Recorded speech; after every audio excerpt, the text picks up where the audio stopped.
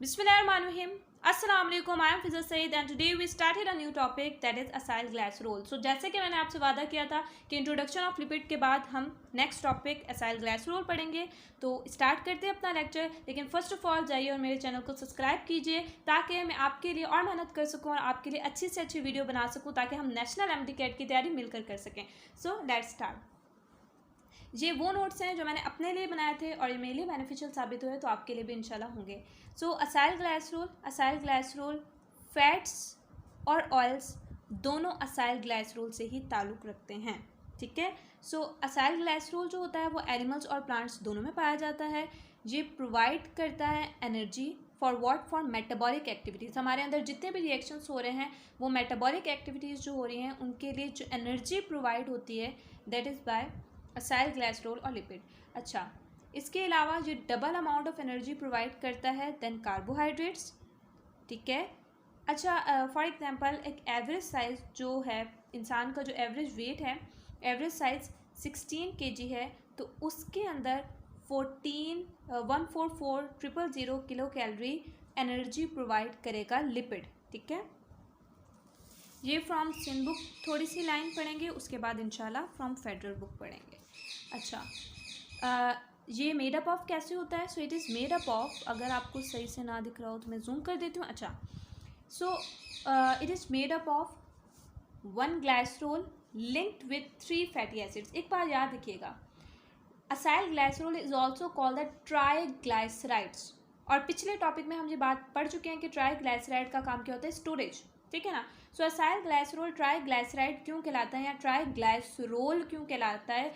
क्योंकि इसमें 1 glycerol linked होता है 3 फैटी एसिड्स के साथ। क्योंकि 3 फैटी एसिड्स हैं, that's why it is called triglycerol और ट्राइग्लाइसराइड।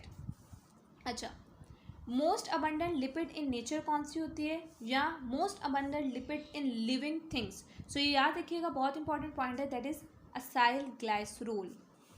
ये क्या है?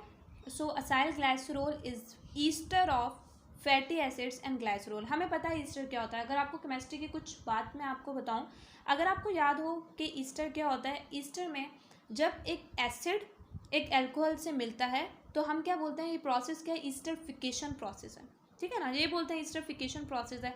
तो फैटी एसिड क्या है? एक एसिड है, एक कार्बोजाइलिक एसिड है, ठीक है। किससे मिला है? ग्लाइसरोल से। ग्लाइसरोल क्या है? एक अल्कोहल है। सो उसके नतीजे में क्या बनेगा? ईस्टर बनेगा, ईस्टरफिकेशन प्रोसेस होगा।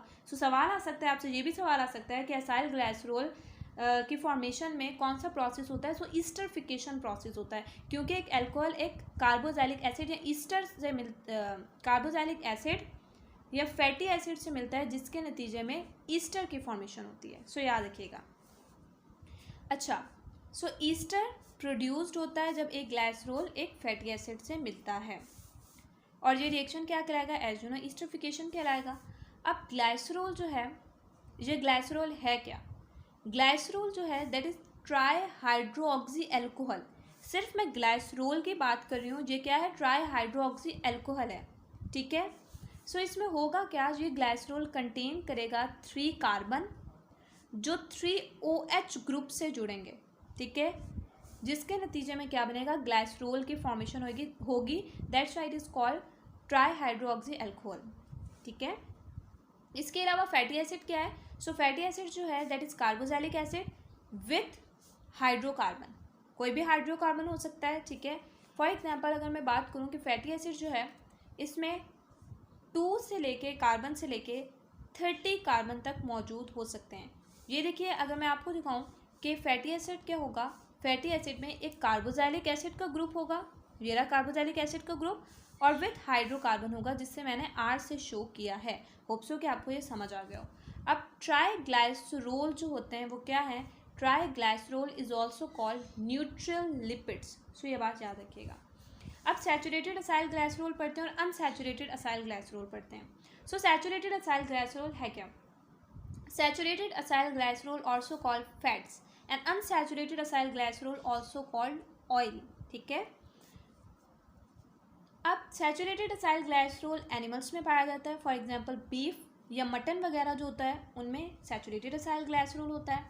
अगर मैं स्टेरिन की बात करूँ, C57H110O6 ये क्या है, ये एक सैचुरेटेड असाइल ग्लाइसरॉल है, ठीक है। अच्छा, saturated acyl glycerol solid at room temperature होता है। इसमें कभी भी आपको कोई डबल बॉन्ड नज़र नहीं आएगा, इसमें कोई डबल बॉन्ड मौजूद नहीं होता। Carbon hydrogen sides maximum hydrogen atoms, याद रखिए कार्बन के साइड्स पर हाइड्रोजन मौजूद होगा और यहाँ पे मैक्सिमम हाइड्रोजन एटम्स मौजूद होंगे। सैचुरेटेड असाइल ग्लाइसरॉल में कार्बन के साइड्स पर हाइड्रोजन मौजूद होंगे, ठीक है, जो कि मैक्सिमम होंगे। इसके अलावा अगर मैं पाल्मिटिक एसिड की बात करूँ जिसमें 16 कार्बन होते हैं, वो भी एक सैचुरेटेड असाइल ग्लाइसरॉल है। सो स्टेरिन और पाल्मिटिक एसिड एक सैचुरेटेड असाइल ग्लाइसरॉल हैं। इसमें कितने कार्बन होते हैं, इसमें 16 कार्बन होते हैं। अच्छा, याद रखिएगा सैचुरेटेड असाइल ग्लाइसरॉल जो होता है इनका हायर मेल्टिंग पॉइंट होता है, ठीक है। इसके अलावा बात करते हैं अनसैचुरेटेड असाइल ग्लाइसरॉल के, जो कि ऑयल हैं। अच्छा, ये कंटेन करते हैं डबल बॉन्ड, इनमें हमेशा डबल बॉन्ड मौजूद होगा। इनमें ऑलिक एसिड आ जाएगा, लिनोलिक एसिड आ जाएगा, जिसका फॉर्मूला है C57H104O6। और याद रखिएगा लिनोलिक एसिड वेजिटेबल ऑयल में पाया जाता है, ठीक है। लिनोलिक एसिड कहाँ पाया जाता है, वेजिटेबल ऑयल में पाया जाता है। अच्छा, unsaturated acyl glycerol liquid at room temperature होता है, इसका लोअर मेल्टिंग पॉइंट होता है, जबकि अनसैचुरेटेड का हायर मेल्टिंग पॉइंट था। अच्छा, ये कॉमन होता है कहाँ, प्लांट्स में, ये प्लांट्स में कॉमन होता है। अच्छा, ये रिंग स्ट्रक्चर में भी हो सकता है और ये ब्रांच्ड भी हो सकता है। हमने यहाँ पे पढ़ा था कि ये कैसा होगा, ये स्ट्रेट चेन में होगा। एक मिनट में आपको दिखाती हूँ, ये देखिए unsaturated acyl glycerol straight chain होगा, जबकि सैचुरेटेड असाइल ग्लाइसरॉल जो होगा वो रिंग भी हो सकता है और ब्रांच्ड भी हो सकता है। अच्छा, लिनोलिक एसिड जो कि वेजिटेबल ऑयल की फॉर्मेशन भी करता है, ये कहाँ मौजूद होता है, ये कॉटन सीड्स में मौजूद होता है।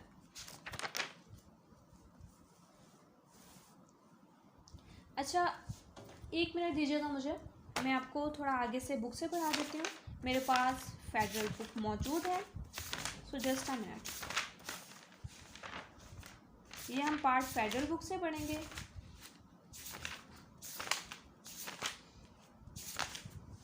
ये देखिए, अच्छा, सो सैचुरेटेड और अनसैचुरेटेड, इस टेबल को अच्छे तरीके से याद कर लीजिएगा। आपके पास फेडरल बुक है तो वेल एंड गुड, बहुत अच्छी बात है, वरना यहीं से स्क्रीनशॉट ले लीजिए। अच्छा, सैचुरेटेड में पाल्मिटिक एसिड और स्टेरिक एसिड आ जाता है। मोस्ट फैट्स और ऑयल्स में इनकी सोर्स है, इनकी जो सोर्स है पाल्मिटिक एसिड की वो फैट्स और ऑयल्स हैं, और स्टेरिक एसिड की भी फैट्स और ऑयल से सोर्स हैं जहाँ से हमें स्टेरिक एसिड मिल सकता है। अच्छा, पाल्मिटिक एसिड में 16 कार्बन होते हैं, जबकि स्टेरिक एसिड में 18 कार्बन होते हैं। इसका फॉर्मूला भी याद रख लीजिएगा, बहुत ज़्यादा इंपॉर्टेंट नहीं है, बहुत कम ही आएगा, लेकिन अच्छा होगा कि आप याद रख लीजिए इसे। लेकिन सबसे इंपॉर्टेंट बात, इनका मेल्टिंग पॉइंट और इनके कार्बन अच्छे से याद रखिएगा। आपको इनका मेल्टिंग पॉइंट अच्छे से पता होना चाहिए, इनके कार्बन पता होने चाहिए। अच्छा, इनका मेल्टिंग पॉइंट, अगर मैं पाल्मिटिक एसिड की बात करूँ तो इनका मेल्टिंग पॉइंट होता है 63 डिग्री सेल्सियस, जबकि स्टेरिक एसिड का जो मेल्टिंग पॉइंट होता है that is 70 degree Celsius. Unsaturated में ऑलिक एसिड और लिनोलिक एसिड आ जाता है। अब ऑलिक एसिड जो होगा उसकी सोर्स ऑलिव ऑयल होगी, लिनोलिक एसिड जो होगा उसकी सोर्स वेजिटेबल ऑयल होगी, यानी कि वेजिटेबल ऑयल में लिनोलिक एसिड पाया जाता है। अच्छा, अब ऑलिक एसिड में भी 18 कार्बन होते हैं और लिनोलिक एसिड में भी 18 ही कार्बन होते हैं। फॉर्मूला हो सके तो याद रख लीजिए, नहीं हो सके तो भले स्किप आउट कर दीजिए, लेकिन अच्छा होगा याद रख लीजिए, क्योंकि आपको इससे भी पता चल जाएगा अगर इसमें डबल बॉन्ड है तो ये अनसैचुरेटेड ही है, सैचुरेटेड में डबल बॉन्ड नहीं होता।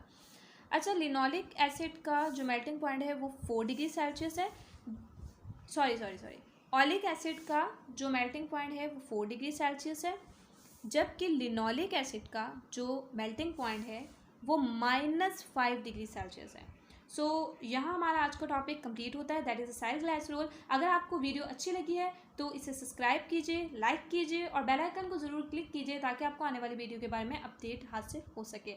सो मिलते हैं नेक्स्ट वीडियो के साथ, जब तक रखिए मुझे अपनी दुआओं में याद। अल्लाह हाफिज़।